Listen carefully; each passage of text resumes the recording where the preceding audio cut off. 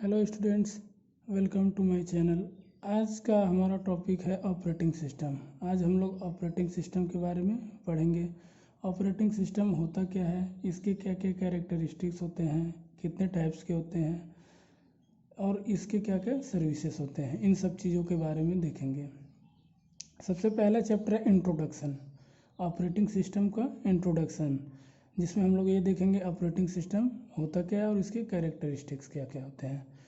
तो operating system एक software होता है, कलेक्शन ऑफ प्रोग्राम, कई सारे प्रोग्राम का एक समूह होता है जिसे हम सॉफ्टवेयर कहते हैं। और इसका बेसिकली काम क्या होता है, एक कंप्यूटर में जितने भी हार्डवेयर डिवाइसेस लगे रहते हैं उन सबको मैनेज करता है, और सिस्टम में जितने भी हमारे एप्लीकेशन रहते हैं उन सबको रन कराने का एक बहुत ही अच्छा प्लेटफॉर्म है। ऑपरेटिंग सिस्टम का एक काम ये भी होता है कि ये कंप्यूटर के हार्डवेयर और यूजर के बीच में इंटरफेस प्रदान करता है। ओके, ऑपरेटिंग सिस्टम एक सॉफ्टवेयर है जिसे प्रोग्रामर द्वारा डेवलप किया जाता है। आइए इसके बारे में कुछ देख लेते हैं।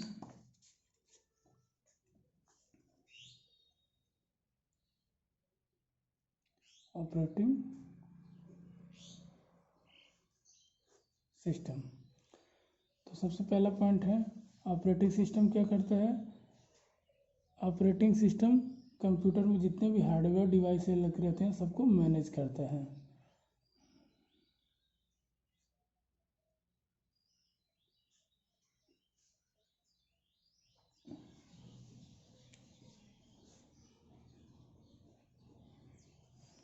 ओके, कंप्यूटर में हमारे कंप्यूटर से जितने भी हार्डवेयर डिवाइसेस कनेक्ट रहते हैं उन सबको मैनेज करना, मैनेजमेंट का काम ऑपरेटिंग सिस्टम का रहता है। कंप्यूटर के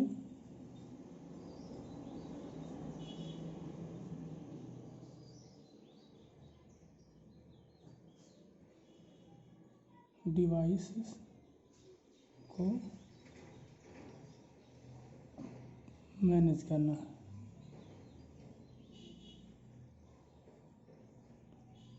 या प्रबंधन करना।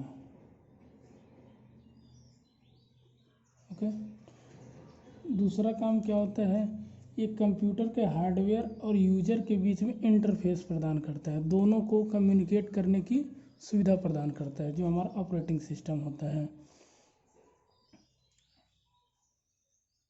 Provide interface between computer hardware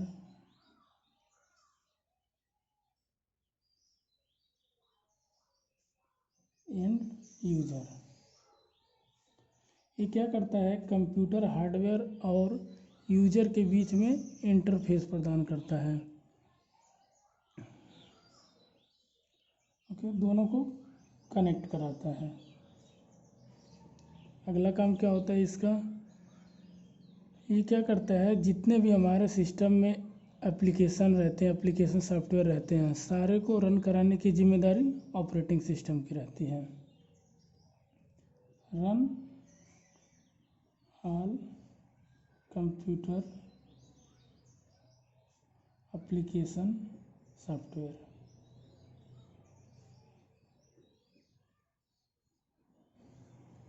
ठीक, एप्लीकेशन सॉफ्टवेयर जितने भी हमारे कंप्यूटर में रहते हैं सबको रन कराने का जिम्मेदारी ऑपरेटिंग सिस्टम का रहता है। इसके कुछ कैरेक्टरिस्टिक्स होते हैं, वो देख लेते हैं।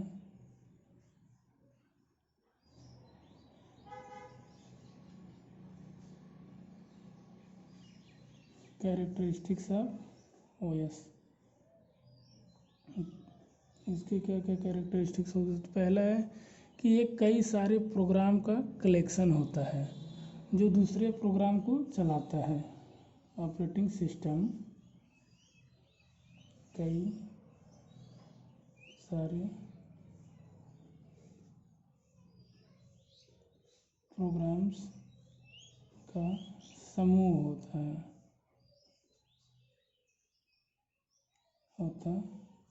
है जो दूसरे प्रोग्राम को चलाता है।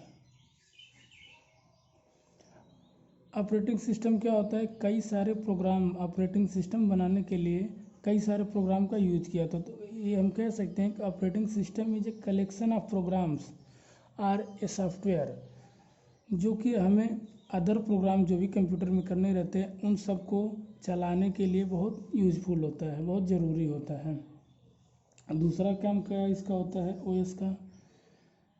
ओएस पूरे इनपुट आउटपुट डिवाइस को कंट्रोल करता है। हमारे सिस्टम से जितने भी इनपुट आउटपुट डिवाइस लगे रहते हैं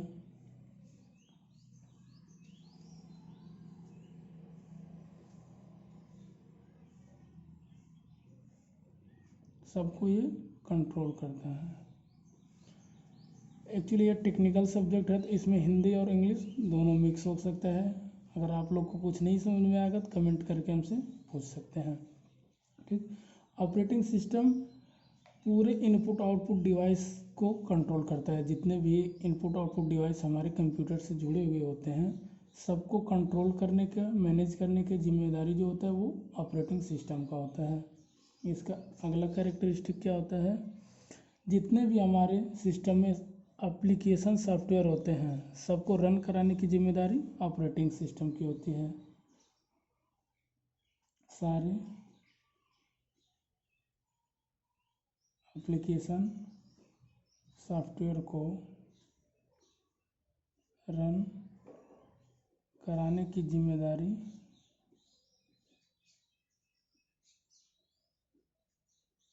ओएस की होती है।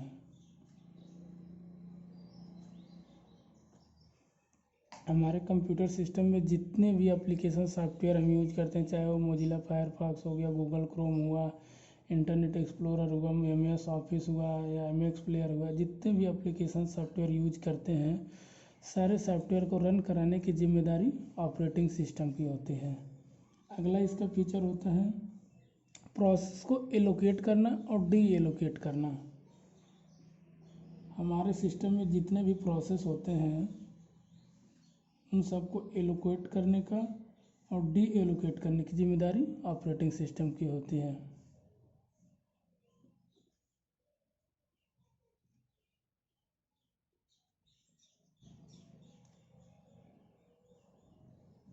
ठीक। पहले प्रोसेस क्या होता है? कोई भी प्रोग्राम हम जब रन कराते हैं, प्रोग्राम कर लेते हैं, उसके बाद उसको जब रन कराने के लिए एग्जीक्यूट करने के लिए भेजते हैं तो वो अपने जब एग्जीक्यूशन टाइम में होता है तो उस प्रोग्राम को हम प्रोसेस कहते हैं। प्रोग्राम जब तक रन नहीं कराते हैं तब तक वो प्रोग्राम रहता है, लेकिन जैसे ही वो अपने एग्जीक्यूशन में जाता है तो प्रोग्राम से प्रोसेस बन जाता है या टास्क बन जाता है। प्रोसेस या टास्क दोनों कह सकते हैं। तो कोई भी प्रोग्राम अपने एग्जीक्यूशन टाइम में प्रोसेस करा लाता है। तो प्रोसेस को एलोकेट करना और डी एलोकेट करना ऑपरेटिंग सिस्टम की जिम्मेदारी है। कब किस प्रोसेस को एलोकेट करना है, कब डी एलोकेट करना है, किस प्रोसेस को कितनी मेमोरी देना है, कितनी मेमोरी फ्री करना है, ये काम करने की जिम्मेदारी ऑपरेटिंग सिस्टम की होती है। इसको एक डायग्राम के माध्यम से समझते हैं। सपोज ये हार्डवेयर है, कंप्यूटर सिस्टम का हार्डवेयर है।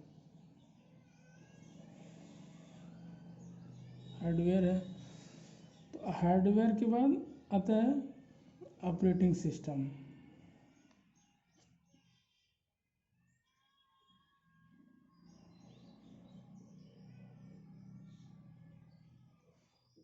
इसके बाद एप्लीकेशन सॉफ्टवेयर,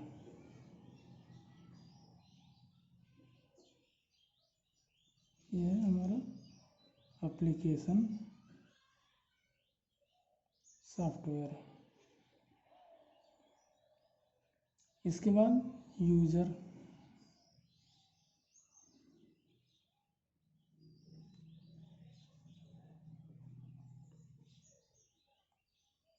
ये सारे यूज़र हैं कंप्यूटर सिस्टम को यूज करने वाले। अब आप इसमें देख सकते हैं कि जो हमारा हार्डवेयर डिवाइस है और जो यूज़र है इन दोनों को इंटरफेस कराने का काम ऑपरेटिंग सिस्टम का है, लेकिन किसके थ्रू होता है? Application software. अगर यूज़र सिस्टम पे कुछ वर्क कर रहा है तो किसी न किसी एप्लीकेशन पे ही वर्क करेगा। तो यूजर कनेक्ट रहता है एप्लीकेशन सॉफ्टवेयर से, इस पे वर्क कर रहा है, और इसको कनेक्ट कराता है कौन? Operating system. किससे कनेक्ट कराता है? हार्डवेयर से। तो हार्डवेयर और यूजर के बीच में ऑपरेटिंग एक इंटरफेस प्रोवाइड करता है जिससे वो आसानी से अपना वर्क कर सके। ये ऑपरेटिंग सिस्टम का डायग्राम है। तो कोई भी यूजर अगर हार्डवेयर डिवाइस से इंटरफेस करता है तो उसमें ऑपरेटिंग सिस्टम का बहुत महत्वपूर्ण रोल रहता है, और ऑपरेटिंग सिस्टम जो है सर्विस प्रोवाइड कराता है एप्लीकेशन सॉफ्टवेयर के थ्रू, उसका यूज करके ही वो सर्विस प्रोवाइड कर। अभी तो हम लोग देख लिए अब इसका इंट्रोडक्शन, ऑपरेटिंग सिस्टम होता क्या है और इसके क्या क्या कैरेक्टरिस्टिक्स हो सकते हैं। अब देखेंगे ओएस के कितने प्रकार होते हैं, कितने टाइप्स होते हैं इसके।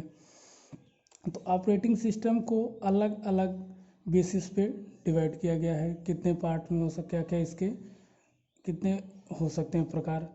तो अगर हम उपयोगकर्ता के आधार पर देखें, यूजर के आधार पर देख रहे हैं ऑपरेटिंग सिस्टम कितने प्रकार से हो सकते हैं, तो यूजर के आधार पर दो प्रकार से होते हैं। एक होता है सिंगल यूजर ऑपरेटिंग सिस्टम और दूसरा होता है मल्टी यूजर ऑपरेटिंग सिस्टम। ये यूजर के बेसिस पर है। On the basis of user operating system, two types: single user operating system and multi user operating system। Single user operating system में क्या होता है कि इसमें एक सिस्टम को, एक ऑपरेटिंग सिस्टम को एक ही यूजर यूज करेगा और कोई शेयर नहीं कर सकता। जैसे कि हमारा विंडो होता है, लाइनक्स विंडो होता है, और एक्सपी वगैरह हो गए, एक्सपी विंडो, ये सब सिंगल यूजर ऑपरेटिंग सिस्टम है। और मल्टी यूजर ऑपरेटिंग सिस्टम क्या होता है?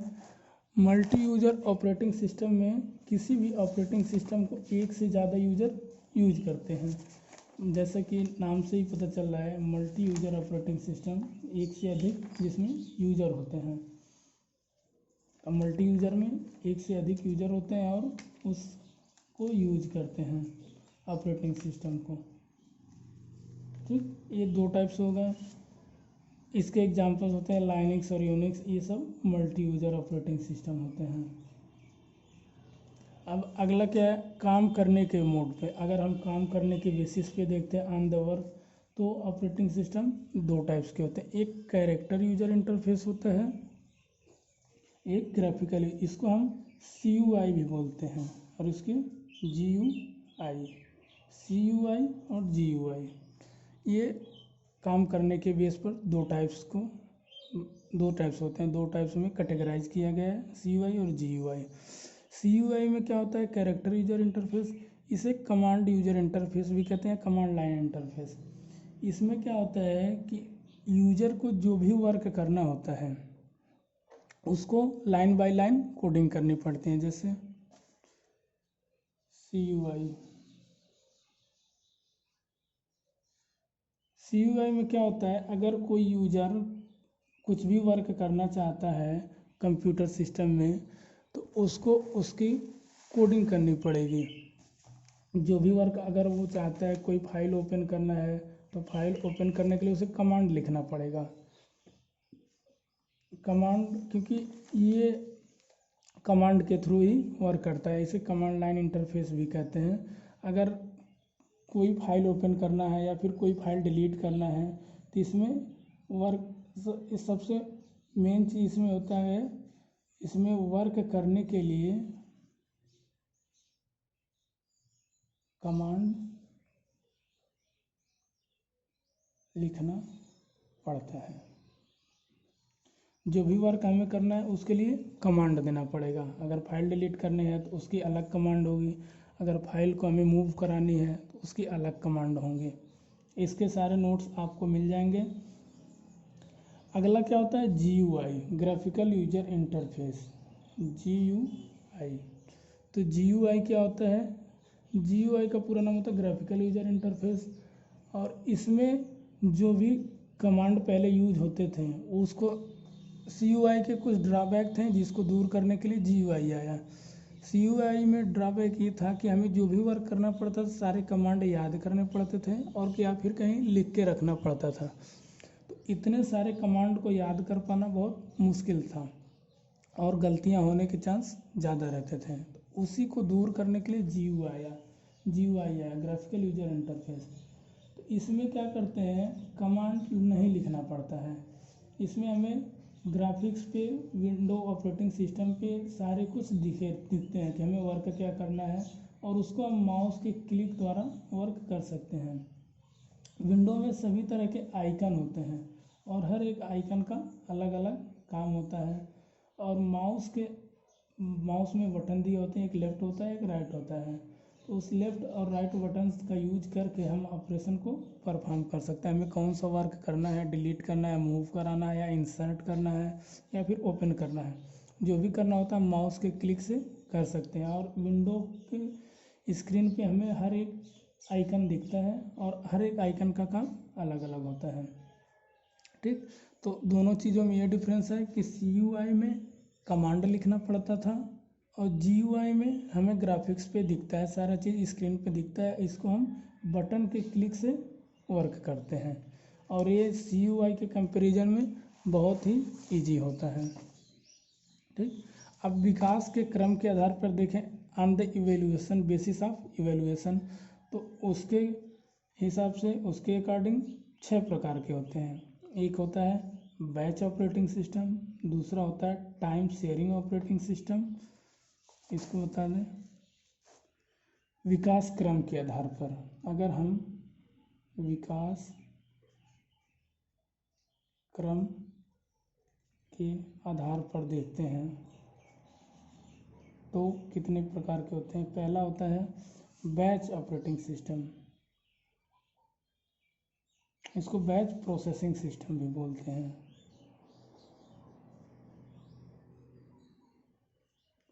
दूसरा होता है टाइम शेयरिंग सिस्टम,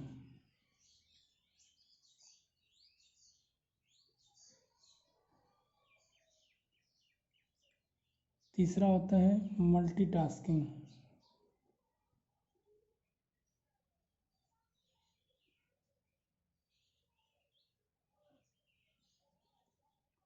OS, इसको आप OS भी लिख सकते हैं। Real time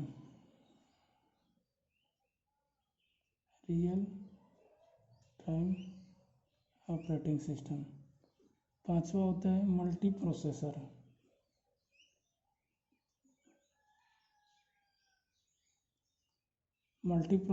operating system. और छठा होता है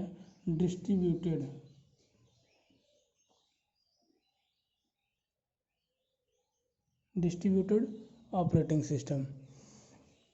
तो थोड़ा इंट्रोडक्शन इसका हम लोग देख लेते हैं, बाकी अगले क्लास में, नेक्स्ट क्लास जो होगी उसमें इन सब के बारे में डिटेल में पढ़ा जाएगा। अभी बस इसके बारे में ओवरव्यू दे रहे हैं क्या क्या होता है। तो बैच प्रोसेसिंग सिस्टम जो होता है हमारा, बैच ऑपरेटिंग सिस्टम, ये सबसे पहला ऑपरेटिंग सिस्टम उस टाइम था जब ग्राफिकल यूजर इंटरफेस का यूजर। इसमें क्या होता है कि जितने भी हमें वर्क परफॉर्म करने होते हैं, जितने भी टास्क परफॉर्म करने होते थे पहले, जितने प्रोसेस को रन कराना होता था, सारे का एक बैच बना लिया जाता था। और उसमें क्या होता था, जो समान टाइप्स के जॉब थे, वर्क थे, उनको एक बैच में रखा जाता था। जो डिफरेंट होते हैं उनको अलग बैच में रखा जाता था। जैसे मान लीजिए हमारे पास 10 टास्क को परफॉर्म करना है, 10 में से 5 ऐसे हैं जो एक टाइप के हैं, 5 ऐसे जो एक टाइप के हैं, तो हम 2 बैच बना लेते थे।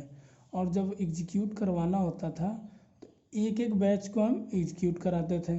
उसमें क्या होता था, एक बैच में जितने भी वो रहते थे टास्क, वो सारे रन करते थे। फिर जब वो रन कर जाता था, दूसरा बैच हम स्टार्ट करते थे, तो उसमें जितने भी जॉब रहते थे वो रन करते थे। तो इसमें क्या होता है, बेसिकली इसमें ये होता है कि जितने हमें जॉब करने होते हैं, जॉब परफॉर्म करने होते हैं, सबको एक बैच में कलेक्ट कर लेते हैं। एक बैच मतलब एक समूह में। और जो समान टाइप्स के जॉब होते हैं उनको अलग बैच में रखते हैं, जो अलग होते हैं उनको अलग बैच में। ठीक, और दूसरा क्या होता है हमारा, दूसरा होता है टाइम शेयरिंग। टाइम शेयरिंग, जैसे इसके नाम से ही पता चल रहा है, टाइम शेयरिंग ऑपरेटिंग सिस्टम क्या होता है, इसमें हम टाइम को डिवाइड कर देते हैं। जैसे हमारे पास अगर 10 टास्क हैं तो टाइम को हम डिवाइड कर देंगे। 2-2 मिनट अगर दे रहे हैं तो 2-2 मिनट सारे यूजर के लिए निर्धारित कर देंगे हम। और जो भी टाइम निर्धारित करते हैं, 2 मिनट, 4 मिनट या कुछ भी, तो उसको हम टाइम स्लाइस बोलते हैं। इसमें जो यूज होता है वो टाइम स्लाइस होता है। ठीक, अब जैसे हमारे पास 10 यूजर हैं, 1 से लेकर 10 तक, और हम 2-2 सेकंड का टाइम स्लाइस दिए हैं, तो 2 सेकंड पहले वाले यूजर को मिलेगा, फिर 2 सेकंड दूसरे यूजर को, 2 सेकंड तीसरे यूजर को, 2 सेकंड चौथे यूजर को, ऐसे 2-2 सेकंड सबको मिलेंगे, और लास्ट में 10वें वाले यूजर को भी 2 सेकंड मिलेगा। अगर उतने देर में ये अपना वर्क परफॉर्म कर लेते हैं, तब पहले दूसरा जो भी है, तब तो ठीक है। अगर नहीं कर पाते हैं तो उनको 2 ही सेकंड मिलेगा, वो अगले पे चला जाएगा, अगले वाले का टास्क परफॉर्म करेगा। अगर दूसरा वाला 2 सेकंड में वर्क परफॉर्म कर ले रहा है तो उसका फिनिश हो जाएगा। अगर नहीं परफॉर्म कर पा रहा है तो वो तीसरे वाले यूजर के पास चला जाएगा। तो इसमें जो भी समय निर्धारित होता है उतने में वर्क करना होता है। अगर उतने में वर्क नहीं कर पाता है तो तीसरे, चौथे, पाँचवें और लास्ट तक जाएगा, 10 तक, फिर वापस यहाँ से घूम के आएगा। जब 10 का कंप्लीट हो जाएगा तो 1 पे आएगा, फिर 1 से 2-2 सेकंड स्टार्ट करेगा। और इसको मल्टी प्रोग्रामिंग भी कहते हैं, क्योंकि इसमें एक साथ कई सारे प्रोग्राम को हम रन करा सकते हैं। मल्टी प्रोग्रामिंग अभी आगे बताया जाएगा। ठीक, अब अगला क्या है, मल्टीटास्किंग ऑपरेटिंग सिस्टम। मल्टीटास्किंग मतलब एक साथ कई सारे टास्क को परफॉर्म करें। ठीक, मल्टीटास्किंग में क्या होता है, एक साथ हम कई सारे टास्क को परफॉर्म करते हैं, कई सारे वर्क को करते हैं, उसको मल्टीटास्किंग कहते हैं। इसमें क्या होता है, मल्टीटास्किंग में मान लीजिए हमें 10 काम करना है, तो बैच में क्या करना पड़ता था, हमें वेट करना पड़ता था, एक ख़त्म हो जाए तब दूसरा स्टार्ट करें। बट इसमें एक साथ हम सारे काम को कर सकते हैं, एक साथ 10 वर्क को कर सकते हैं। ये होता है मल्टीटास्किंग। अगला क्या है, रियल टाइम ऑपरेटिंग सिस्टम। तो रियल टाइम ऑपरेटिंग सिस्टम क्या होता है, रियल टाइम ऑपरेटिंग सिस्टम में ये टाइम का बहुत पाबंद होता है। जो रियल टाइम, इसमें जितना भी टाइम दे दिया, अगर हम किसी ऑपरेटिंग सिस्टम को 10 सेकंड दे दिए किसी प्रोसेस का या किसी प्रोग्राम को एग्जीक्यूट कराने में या फिर उसका वर्क कंप्लीट करने में, तो ये गारंटी देता है कि इस 10 सेकंड के अंदर वो वर्क परफॉर्म हो ही जाना चाहिए, 10 से 11 सेकंड नहीं ले सकता है। इसलिए इसे कहते हैं रियल टाइम ऑपरेटिंग सिस्टम को, ये टाइम का, समय का बहुत पाबंद होता है। और इस ऑपरेटिंग सिस्टम का मुख्यतः हम जो यूज करते हैं वो वैज्ञानिक अनुसंधान, स्वास्थ्य परीक्षण, फैक्ट्री नियंत्रित मशीनों के लिए किया जाता है, या फिर कहीं ऐसे जगह जहाँ टाइम की पंक्चुअलिटी बहुत ज़रूरी होती है। जैसे किसी मिसाइल को लॉन्च करना है कि 12 बजे वो हो जानी चाहिए, तो 12 बजे तक रन कर जाना चाहिए, 1 सेकंड का भी डिले नहीं होना चाहिए। तो बेसिकली इसीलिए हम इसका वैज्ञानिक अनुसंधान और स्वास्थ्य परीक्षण, फैक्ट्री, निर्धारित फैक्ट्री में जो मशीनें होती हैं जो टाइम बेस पे चलती हैं, वहाँ इसका यूज करते हैं। अगला है मल्टी प्रोसेसर ऑपरेटिंग सिस्टम। जैसे कि इसके नाम से ही पता चल रहा है, मल्टी प्रोसेसर ऑपरेटिंग सिस्टम क्या होता है कि इसमें कई सारे प्रोसेसर लगे होते हैं, एक से ज़्यादा प्रोसेसर लगे होते हैं मल्टी प्रोसेसर ऑपरेटिंग सिस्टम में। अब एक से ज़्यादा प्रोसेसर लगाने का मतलब क्या है कि हम जो भी वर्क कर रहे हैं उसके टाइम को मिनिमाइज करना। जब प्रोसेसर की संख्या हम ज़्यादा बढ़ा देंगे तो टाइम कम हो जाएगा। तो मेन इसका यही मतलब होता है मल्टी प्रोसेसर यूज करने का, कि हम अपने टाइम को कम कर दें और वर्क जो है वो ज़्यादा हो जाए। अगर हम प्रोसेसर की संख्या बढ़ाएंगे तो हमारा जो टाइम लगने वाला है टास्कों को परफॉर्म करने वाला, वो ऑटोमेटिकली कम हो जाएगा और जल्दी से जल्द हम अपने आउटपुट को प्राप्त कर सकते हैं। ठीक, अब आगे की जो है डिस्ट्रीब्यूटेड है, और बाकी इन सब की डिटेल जो है वो नेक्स्ट क्लास में होंगी। इसके डिटेल के बारे में पढ़ेंगे, डिटेल देखेंगे, एडवांटेज, डिसएडवांटेज और कितने टाइप्स के होते हैं, सब ये देखा जाएगा अगले क्लास में। तो आज के लिए इतना ही, बाकी अगले क्लास में देखा जाएगा। Thank you.